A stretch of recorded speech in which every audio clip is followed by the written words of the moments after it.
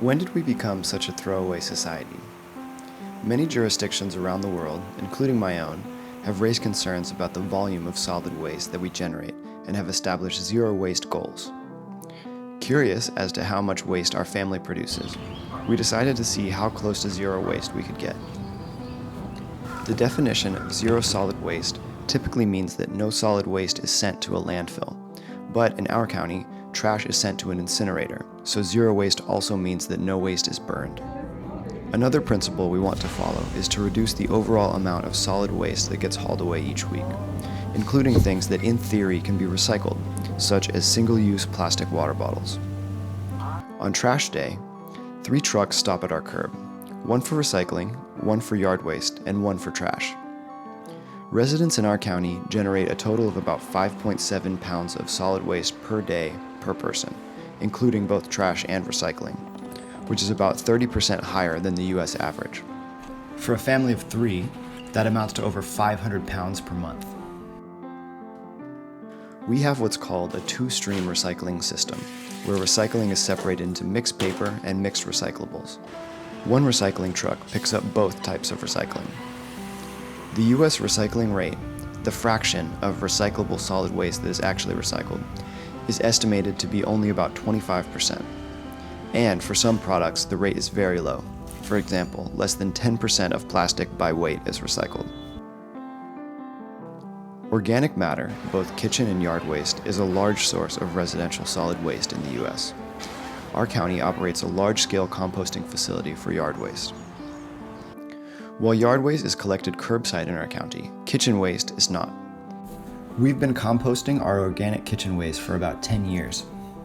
If you're not able to compost yourself, there are several commercial composting services in our area that collect organic matter weekly and charge about $30 a month for the service.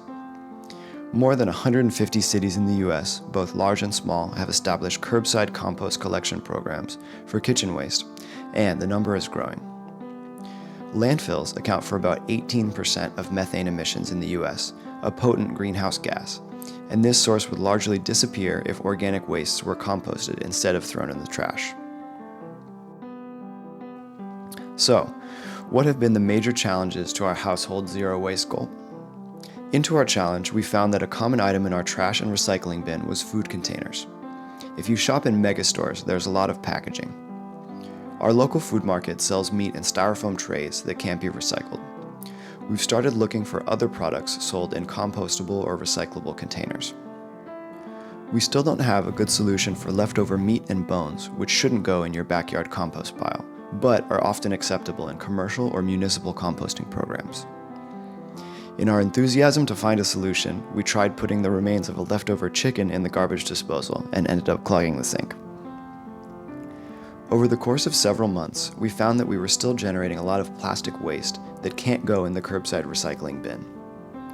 In addition to reducing and reusing plastic bags, it's possible to take a broad range of plastic bags and plastic films to area grocery stores. I found that there are about 50 locations within 5 miles of our house where polyethylene bags and films can be dropped off. There's a pretty big demand for plastic bags or polyethylene, which are used to make composite wood for decking and outdoor furniture. We had a home remodeling project this year, which can generate a lot of landfill waste. When we removed our old vinyl siding, we discovered that our county did not recycle it. Luckily, we found a recycling company in the next county that accepted vinyl siding and other products such as aluminum and steel. Our contractor was able to earn enough money from old vinyl and aluminum to pay for the gas and labor. So, it's been about 9 months since we started our Zero Waste Challenge. We are not yet at zero waste, but the results were pretty good. This month, we diverted about 25 pounds of kitchen waste through our backyard composting and recycled about a pound of polyethylene bags and film at the grocery store. For the things that get picked up at our curb, our monthly totals were about 30 pounds of mixed paper, 20 pounds of mixed recyclables, 10 pounds of yard waste, and 1 pound of trash. Major items in our trash this month included an old sponge, a broken jar, a styrofoam cup, and miscellaneous paper and plastic. Through the challenge, we began paying attention to what goes in the trash and then figured out if it can be recycled or composted. We found in most cases that it could be. Much has to do with what we buy and how it's packaged.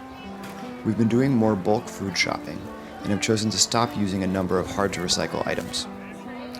Unrelated to the challenge, we're eating less meat, which reduces the amount of meat packaging and the need to take out the trash so often.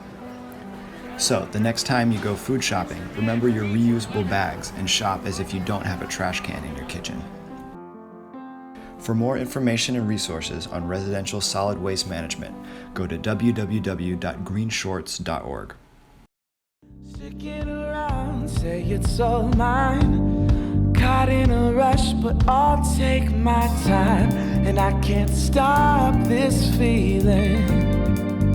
No.